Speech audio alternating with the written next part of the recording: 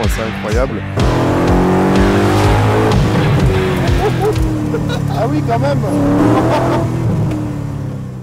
Salut les amis, j'espère que vous allez bien. Aujourd'hui, je vous retrouve dans une vidéo voiture de youtubeur. On est avec Benjamin Workshop et il va nous présenter sa Ford GT40. Les amis, avant de commencer cette vidéo, je vais remercier le sponsor qui m'a permis de la réaliser. Je parle de Car Vertical. Pour ceux qui ne connaissent pas Car Vertical, c'est un site, regardez, qui vous permet de vérifier l'historique de votre voiture. Aujourd'hui, on se retrouve devant un Volkswagen Transporter qui semble avoir eu un problème de compteur kilométrique. Qu'est-ce qu'on avait? 2014, 399 000 km. 2018, 297 000. Ça veut dire que 4 ans après, le véhicule il a été contrôlé avec 100 000 km de moins qu'en 2014. Donc ça veut dire que techniquement, ce véhicule n'a pas 300 000 ni 400 000, mais peut-être plus 500 ou 600 000, parce qu'en 4 ans, il a dû rouler. Et ça, Car Vertical, c'est un site qui vous permet de le vérifier, et c'est assez incroyable. Ça, c'est un véhicule qu'un copain voulait acheter, et j'ai bien fait de le convaincre de prendre un rapport Car Vertical, parce qu'il allait se retrouver avec un truc avec presque 1 million de kilomètres sans comprendre pourquoi du comment. Je vous mets un lien dans la description de la vidéo avec un code promo à valoir sur l'achat de vos rapports Car Vertical. Regardez, on voit même que le véhicule de base, il était en Suède. Ensuite, il est allé en Pologne. Je pense que c'est ici qu'il s'est pris une petite claque dans le compteur pour ensuite se finir en France sur le marché français. Allez, hein, faites-moi ces rapports à chaque fois que vous achetez une voiture, s'il vous plaît. Arrêtez d'acheter des gazes. Moi, c'est clair et net, je le fais à chaque fois maintenant. Benji, merci de me présenter ta superbe Ford GT40 qui a une petite particularité. Je vais te laisser expliquer. Tu l'as fabriquée entièrement. C'est ça, voilà. Regardez ce qu'il vient de fabriquer. Enfin, ce qu'il vient. Ça fait un petit moment qu'elle est fabriquée maintenant. Je te laisse nous expliquer un petit peu du coup le background de la voiture. Ouais, donc en 2017, folle idée, faire une voiture, pas n'importe laquelle, une réplique de Ford GT40. Puis bon, pendant un an, j'ai fait des plans et en 2018, j'ai commencé à fabriquer la voiture et je me suis aussi lancé sur YouTube à ce moment-là. Et jusqu'en 2021, j'ai fabriqué la voiture et aujourd'hui, elle est finie.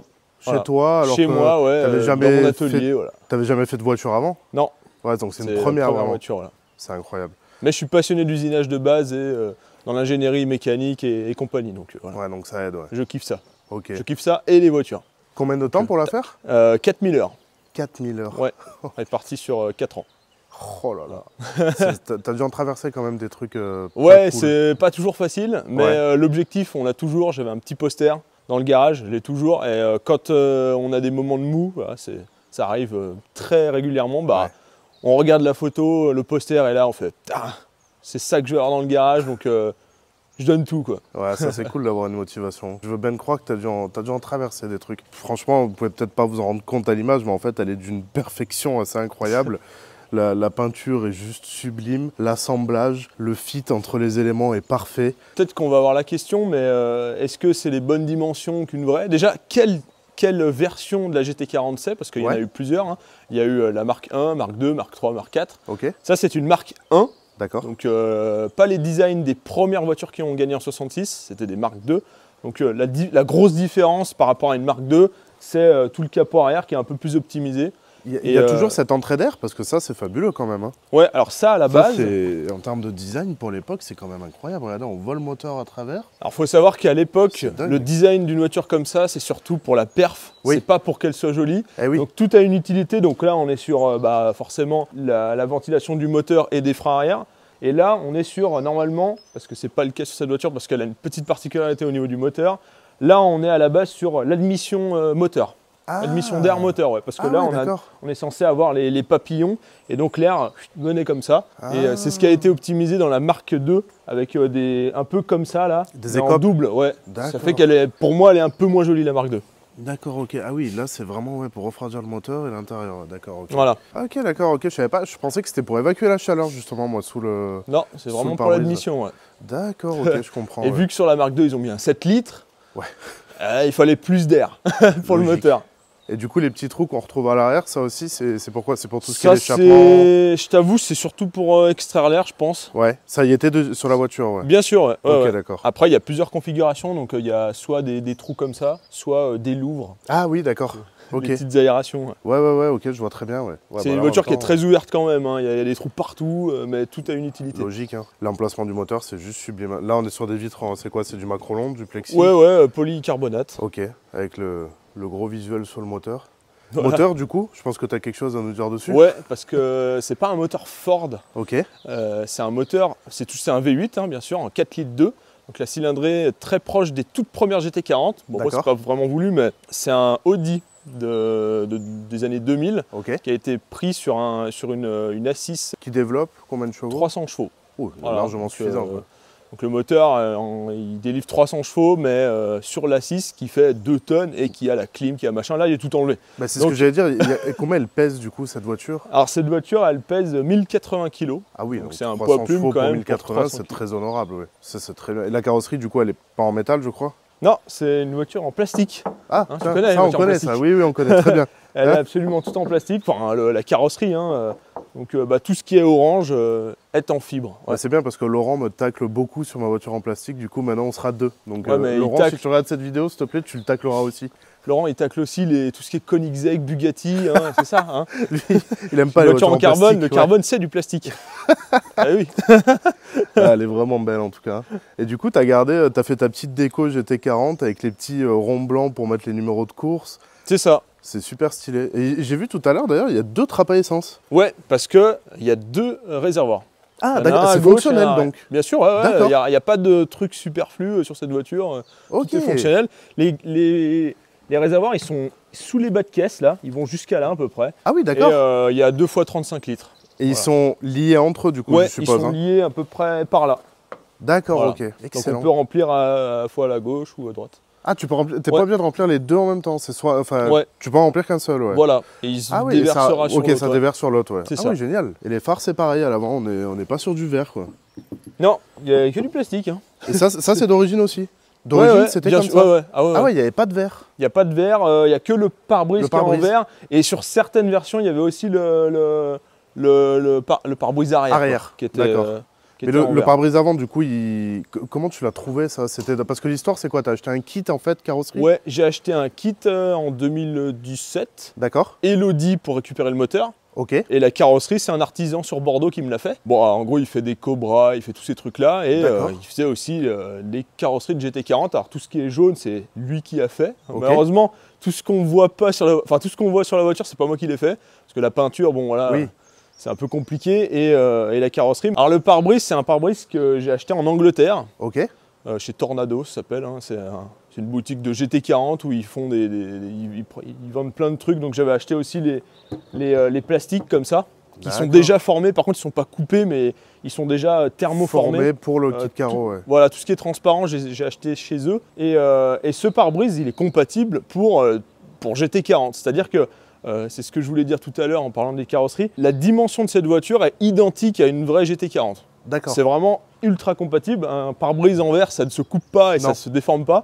Donc la voiture, là, le gabarit de la voiture est identique aux années 60, hein, celles de Ford, quoi. Après, il y a des petites différences, ça dépend, parce qu'il faut savoir qu'un kit comme ça, à l'origine, il a été vraiment...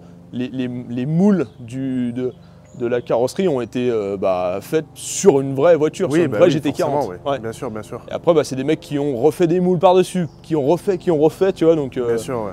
Voilà. Tu me montres un peu le moteur, du coup, pour voir un peu? Ouais, ça se passe derrière. Ouais, forcément. Propulsion, hein, bien évidemment. Donc 300 chevaux sur les roues arrière qui sont en 275 40 18. Ah, ouverture vraiment comme une voiture de course, en fait. Ouais. Oh, la cinématique d'ouverture, c'est quelque chose. Hein. Oh.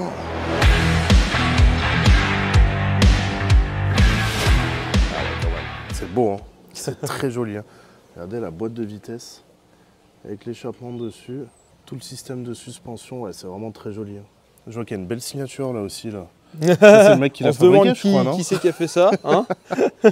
Ah, c'est joli. Hein. Ah oui, du coup, tu as une entrée d'air ici qui vient nourrir directement ton admission. Ouais, c'est ça. Ouais. Moi, j'ai fait comme ça. Ouais. Bah, c'est pas bête du tout. Ça marche. Hein. Et ça, c'est le réservoir qui est dessous?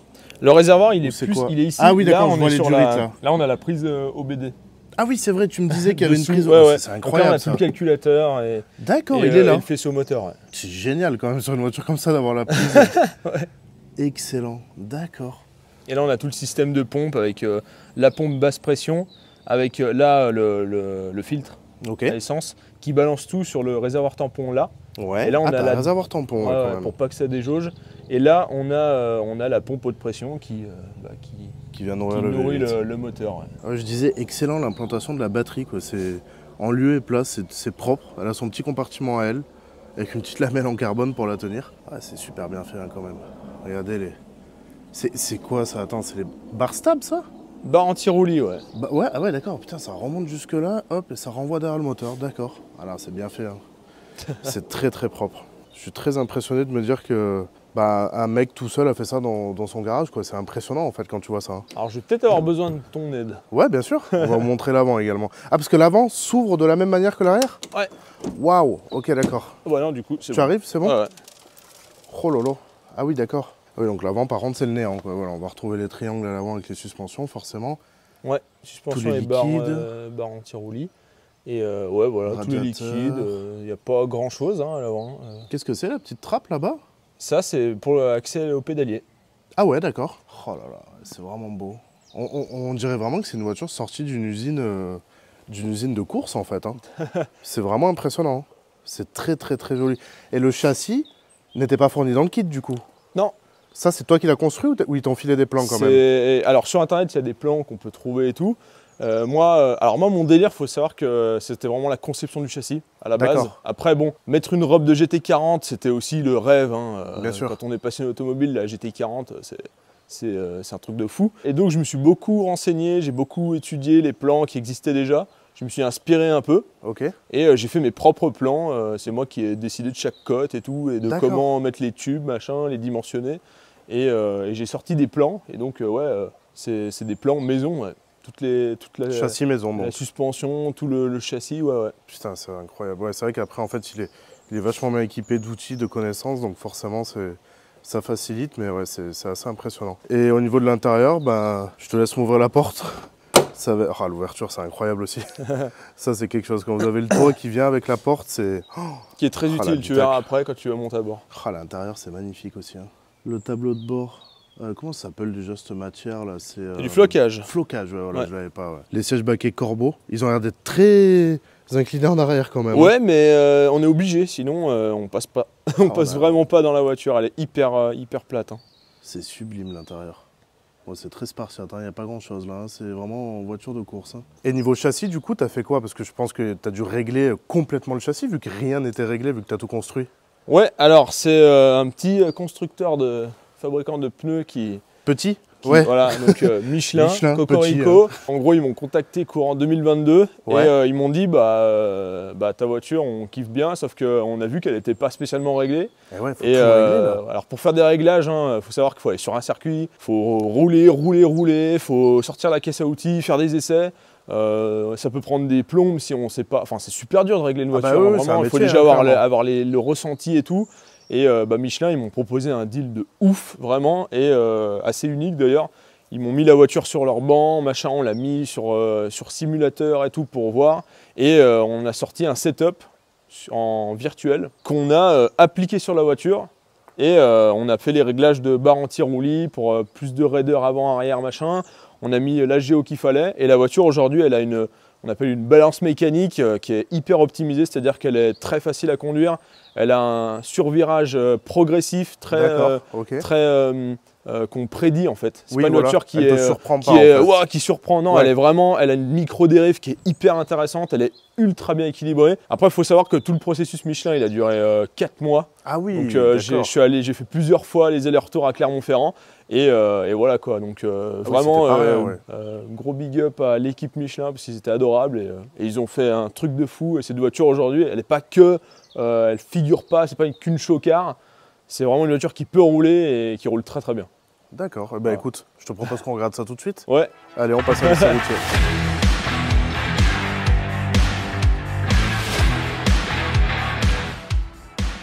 Explique-moi Alors, il y a toute une procédure. Astuces pour rentrer dedans. Ouais. Déjà, tac, tu vas voir l'utilité d'avoir enlevé une partie du toit. Parce que du coup, je m'appuie ici fortement, oui, c'est ça? Oui, c'est ça, ouais.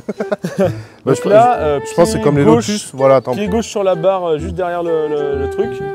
Et tu poses tes fesses sur le réservoir. Voilà, nickel. Ok, d'accord. Ah oui, là, c'est le réservoir, du coup. Ouais, d'accord. Ensuite, il faut bien prendre sur l'arceau. Tu vois, l'arceau qui est juste d'accord, ok. J'envoie la jambe droite. Après, tu vas t'emmerder. Ouais. T'as cru que j'étais souple? Oh, mais j'y arriverai pas, là. Faut d'abord que j'envoie la... Voilà, comme ça, prends ton temps, tranquille. Hop. Là, et là tu te prends sur l'arceau, Ouais. tu glisses dans le siège. Là, je me fais glisser. Voilà. Ah oui, d'accord. Oh, le bordel. Ça va être une vidéo très proche, très proximité, là. Ah oui. Oh, la position est... Je suis allongé. Merci. Attends, toi aussi, tu vas avoir ton moment de gloire. Tiens, je te laisse ça. Ouais. Normal. Ah ouais, d'accord. Oh, on est vraiment dans une caisse de course, là. C'est la première fois que je monte dedans. Bienvenue. Impressionnant. C'est très impressionnant. Voilà, la position, en gros, je suis allongé en arrière avec les pieds levés. En vrai, je pourrais presque taper une petite sieste. Regarde comment je suis calé là. C'est hyper confortable. En fait, ouais, c'est hyper. Je suis en arrière, chiant. je suis prêt à dormir. C'est incroyable. Par contre, oui, effectivement, on voit absolument pas la route, quoi. Voilà. On voit rien du tout. C'est pas pratique. Sur la piste, ouais. Mais comme ça, ouais, c'est chaud. On dirait un avion de chasse qui démarre. Les boutons partout. Tu sais, comme Étienne.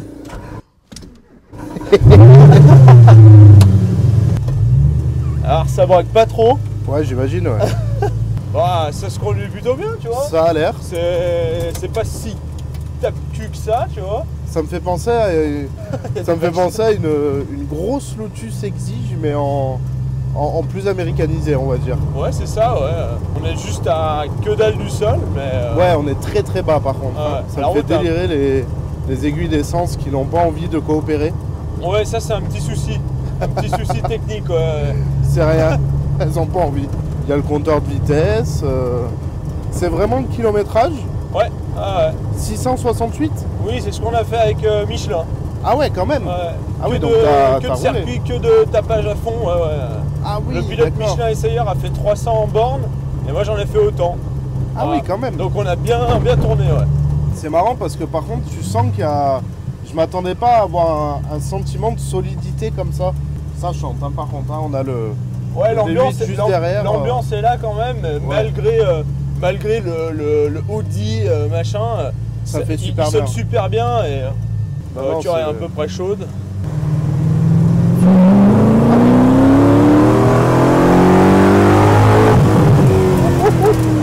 Ah oui, quand même. Ouais, non, ça va, 300 chevaux, ça fait en fait. Hein. Ça suffit largement. Ah non, je vous confirme que 300 chevaux, ça suffit largement.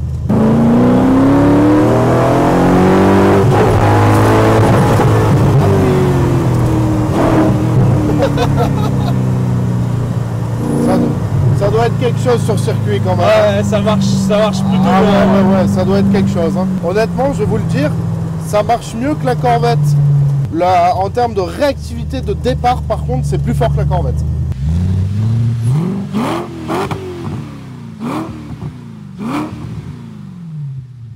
C'est clairement une voiture de course. Il n'y a rien à dire, c'est une voiture de course. Bon Benjamin, merci beaucoup de m'avoir accordé du temps pour me faire surtout un tour avec ta voiture. Je t'avoue que je suis très honoré d'avoir fait un tour dans ta GT40. C'était quelque chose de sensationnel. Ça fait très plaisir. Pour ceux qui ne le connaissent pas quand même, je vous mets le lien de sa chaîne en description de la vidéo. Vous allez retrouver toute la conception de la voiture, toutes les vidéos de construction. C'est très intéressant à voir. Merci encore. Merci Peter. Sur ces belles paroles, ça sera la fin de la vidéo. Si ce n'est pas déjà fait, pensez à vous abonner à nos chaînes et je vous dis à bientôt dans une prochaine vidéo. Allez, salut. Tchou.